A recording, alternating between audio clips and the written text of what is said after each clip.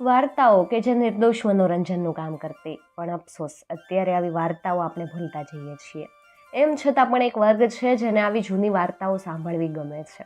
આજે આપણે એવી જ એક વાર્તા સાંભળવાના છીએ અને વાર્તાનું નામ છે અનારદે. અગાઉ પણ આપણે અનારદેની વાર્તાના વિડીયો અપલોડ કરેલા છે, જેની લિંક મેં તમને ડિસ્ક્રિપ્શન બોક્સ અને આઈ બટનમાં આપેલી છે.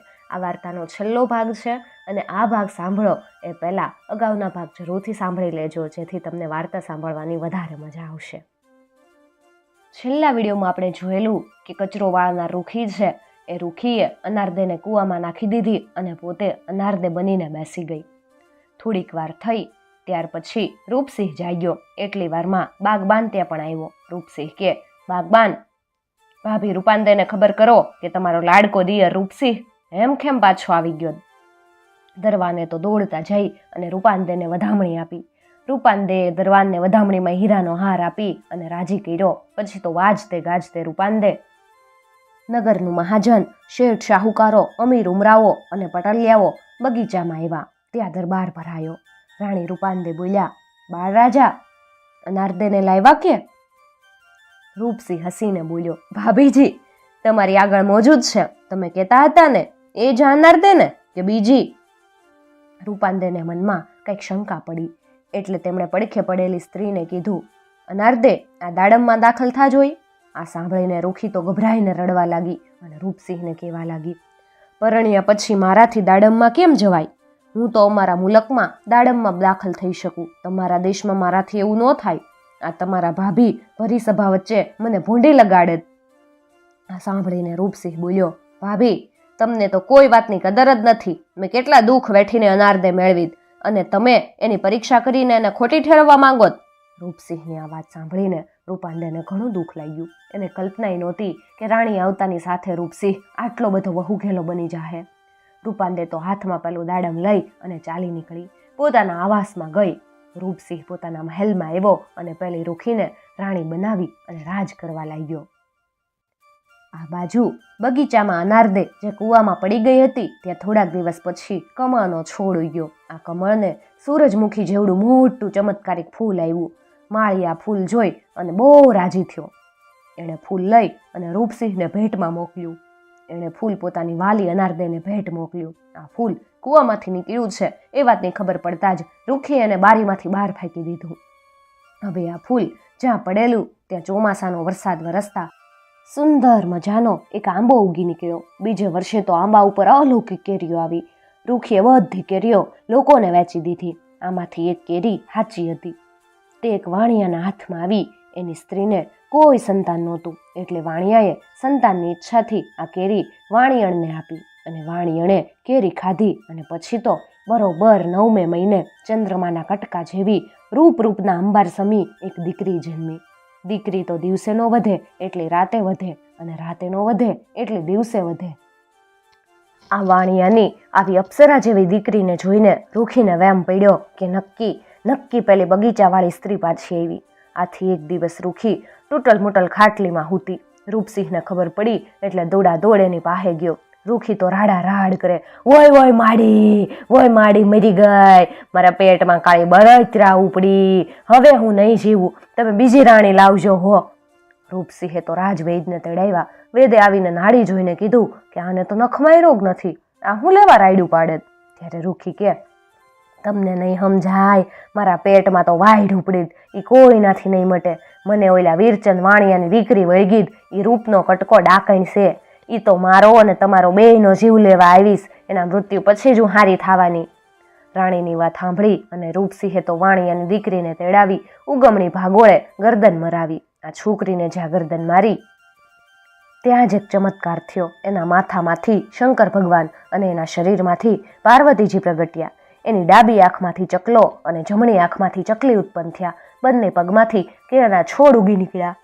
આ વાતની ચતુર રાણીને ખબર પડી ગઈ. એણે રૂપસિંહને કીધું, આજ મારો જીવ મૂંઝાઈશ, હવે ઉગમણી ભાગોળ તરફ ન જાતા. પેલી વાણિયાની છોકરી નક્કી તમને વળગશે. રૂપસિંહ કે, અરે મારી રાણી, તમારું વચન નહીં લોપું, હું ભૂલે ચૂકે એ દિશામાં ક્યારેય નહીં જાઉં. થોડાક દિવસ થયા એટલે રૂપસિંહ શિકારે ગયો. સારો શિકાર મળવાથી ખુશ થયેલો રૂપસિંહ આજે હરખભેર નગરમાં આવ્યો. રાણીની વાત ભૂલી ગયો. અને ઉગમણી ભાગોળેથી નગરમાં દાખલ થયો. ભાગોળ આવતા જ રૂપસિંહે સ્વર્ગલોકને સોહાવે એવું અલૌકિક શિવલિંગ જોયું.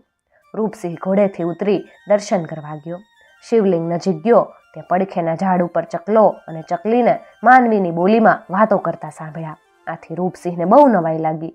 એ તો બહુ વાતો સાંભળવા તે ઊભો રહ્યો. ત્યારે ચકલી બોલી, ચકા રાજા, આપણી ચંપક નગરીમાં રાજા જેવો મૂર્ખ છે ને એવો દુનિયામાં કોઈ નથી હો.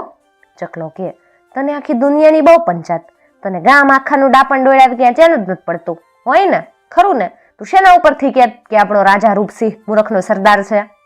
ત્યારે ચકચક કરતી ચકલી બોલી, રૂપસિંહે કેટલી મહેનતથી અનારદે મેળવી. પેલા યોગી રાજે ના પાડી હતી, એમ છતાં બાગમાં આવીને અનારદેને બહાર કાઢીને હૂતો. ત્યારે બાગને વાળનારી ઓલી રૂખી ને આવી. અનારદેએ રૂપસિંહનું માથું એના ખોળામાં મૂક્યું ને પછી પોતે કૂવામાં નાવા ગઈ.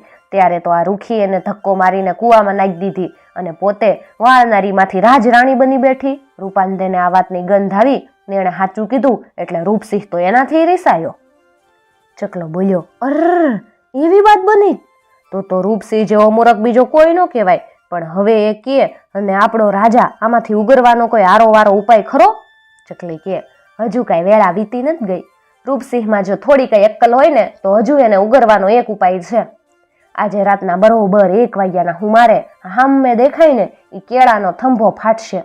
એમાંથી અનારદે નીકળશે, શિવની પૂજા કરવા જશે. એની પૂજા પૂરી થતા પછી એ પાછી કેળમાં હમાઈ જાહે. આ તો એની છેલ્લી પૂજા એ પૂરી કરી અને જેવી કેળમાં દાખલ થાય ને એવો એનો મૃત્યુલોકનો અવતાર પૂરો થઈ જાહે.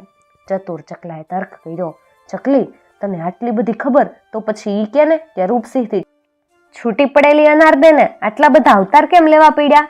ત્યારે ડાપણડાઈ ચકલી કે, આપણા રાજાની ધર્મની માતા રાણી રૂપાંદે એ સતી સ્ત્રી છે. એ તો ત્રિકાળ જ્ઞાની છે. એ થઈ, થાવી ને થાહે એ ત્રણેય કાળની અને અગન મગનની બધી વાતો જાણે. રૂપસિંહ લાવેલો એ અનાર એ પોતાની સાથે લઈ ગઈ અને એને જીવની જેમ જતન રાખે.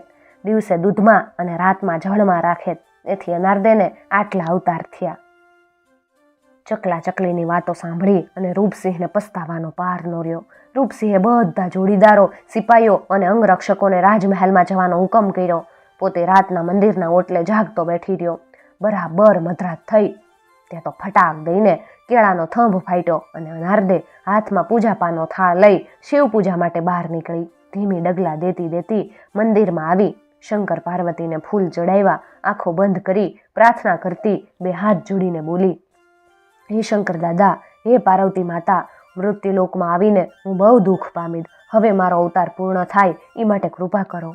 એમ પૂજાપાઠ પતાવી અનારદે ફરી અને પાછી વળવા જાય ત્યાં તો રૂપસિંહે ઊભા થઈ અને ધબ દેતો એનો હાથ પકડી લીધો. અનારદે ગુસ્સે થઈને બોલી, કોણ છો? શા માટે મારો હાથ ઝાલો છો? ચલો મૂકો જેઠ મને. વાલી અનાર, તે મને ન ઓળખ્યો? હું રૂપસિંહ. તને મેળવવા માટે તો મેં મારા પ્રાણની પરવા નહોતી કરી. તો પછી આટલા બધા વખત સુધી તમે ક્યાં હતા? અને તમે તો મને દુઃખી કરવા જ મૃત્યુલોકમાં લાવ્યા હતા ને? રાજાજી, હવે મને રજા આપો. મારું કામ પૂરું થયું. તમારા રાજ્યમાંથી મારાથી હવે નહીં રહેવાય.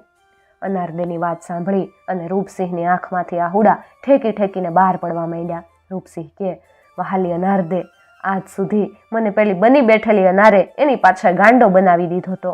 હું છતી આંખે આંધળો હતો. આ ચકલા ચકલીએ મારી આંખ ઉઘાડી નાખી. પેલી જૂઠી અનારને કારણે મેં દેવી તમારા સમ મારા રૂપાંદેનું પણ દિલ દુભાવ્યું. એમ કહેતો રૂપસિંહ અનારદેને લઈ અને શિવાલયમાં આવ્યો. સુખ દુઃખની વિતક કથાઓની વાત કરતા કરતા હવાર પડી. સવારના રાજાના અંગરક્ષકો અને સિપાઈઓ શિવ મંદિરે આવ્યા. રૂપસિંહે પોતાની ભાભીને સંદેશો મોકલ્યો. રૂપાંદે તો આજ હરખના સુરતમાં હમાતી નહોતી. સમાચાર મળતા જ એ તો હાથમાં અનાર લઈને મંદિરે આવી પહોંચી. રૂપસિંહ રૂપાંદેના ચરણોમાં આળોટી પડ્યો ને ભાભીની ક્ષમા માંગી. જોત જોતામાં આ વાત વાયુ વેગે આખા નગરમાં ફેલાઈ ગઈ. નગરના અમીર શેઠિયા, દરબારીઓ, પટલિયા, મહાજન સૌ માણસો ઉમટ્યા. મંદિરમાં તો કીડિયાર ઉભરાણું હોય એ માણસો ક્યાંય હમાતા નથી. ત્યારે રૂપાંદે પેલી અનારદે તરફ દાડમવાળો હાથ લાંબો કરીને કીધું, અનારદે, જો તું ખરેખર સાચી હોય તો અનારમાં પેસી જા. અને રૂપાંદેની વાત સાંભળતા જ એના હાથમાંનું દાડમ તહડ દઈને ફાટ્યું. અનારદેમાં હમાઈ ગઈ અને અનાર બંધ થઈ ગયું. રૂપાંદે તેને પાછી બોલાવતાની સાથે જ અનાર ફાટ્યું અને અનારદે હસતી હસતી બહાર આવી. પછી રૂપાંદેએ આ અનારને ત્યાં દટાવી દીધું. એની ઉપર એક દેરી ચણાવી. નગરજનોએ રૂપસિંહ અને અનારદેનું વાજતે ગાજતે હામૈયું કર્યું. સૌ રાજમહેલમાં આવ્યા. પછી તો પેલી રાણી બનીને મહાલતી રૂખીને માથે ટકો મુંડો કરાવ્યો. અવળે ગધેડે બેહારી ઉગમણી ભાગોળે લઈ ગયા. ત્યાં લઈ જઈ અને જ્યાં પેલી વાણિયાની દીકરીને ગરદન મારી હતી ત્યાં રૂખીને ગરદન મારી. રૂપસિંહે પોતાની પ્રથમ પણેતલ ફૂલચંપાને તેડાવી લીધી. એક દિવસ રૂપસિંહ બંને રાણીઓ સાથે બેસી હિંડોળે હિચકતો હતો. ત્યારે એની ભાભી રૂપાંદે ત્યાં આવી ચડ્યા. બંને રાણીઓ મોટાબાની આમાન્ય રાખી સડપ કરતી બેઠી થઈ ગઈ. એટલે હસતા હસતા રૂપાંદીએ રૂપસિંહને કીધું, દિયરજી, તમારે આરામથી હિંચકો. તમને જોઈ મારી આંખ્યું ટાઢી થાય. તમને મેણું મારી મેં બહુ દુઃખી કર્યા. ત્યારે રૂપસિંહે ભાભીનું વેણ વાળતા કીધું, ભાભીજી, સારા પ્રતાપ તમારા મેણાના. તમે મેણું ન માર્યું હોત ને તો અનારદે આપણે આંગણે ક્યાંથી આવી હોત. તમે તો મને એક જ રાણી પણ આવત. પણ તમારા મેણાને લઈ મને આ બબ્બે રાણીઓ મળી. મેં દુઃખ ભોગવ્યું તો આજે આપણે સુખનો સૂરજ ઉગ્યો. એટલે ભાભી, રૂડા પ્રતાપ તો તમારા જ છે. રૂપાંદે હસીને બોલ્યા, હવે રાખો દિયરજી, ભાભીને બહુ ફૂલ ચડાવવાનું રહેવા દો. પહેલી રાણીની જેમ પાછું કોઈ તમને ભોળવી દેશે તો ભાભીની કિંમત કોળીની નહીં રહે. અરે ભાભી, ઈ હું બોલ્યા? પહેલા તો હું રોલ્ડ ગોલ્ડ લઈ આવ્યો હતો, પણ હવે આ બેય અસલ હોનાની લગડીઓ. બેય ખાનદાન ઘરમાંથી આવે એટલે તમારી સેવા ચાકરી કરશે. તમે એને રૂપાળા પ્રભુ ભજન કરો, ખાઓ પીઓ ને લીલા લહેર કરો. પછી તો રાણી રૂપાંદે, અનારદે અને ફૂલચંપાએ ખાધું પીધું ને રાજ કર્યું. આંબે આવ્યા મોર અને વાર્તા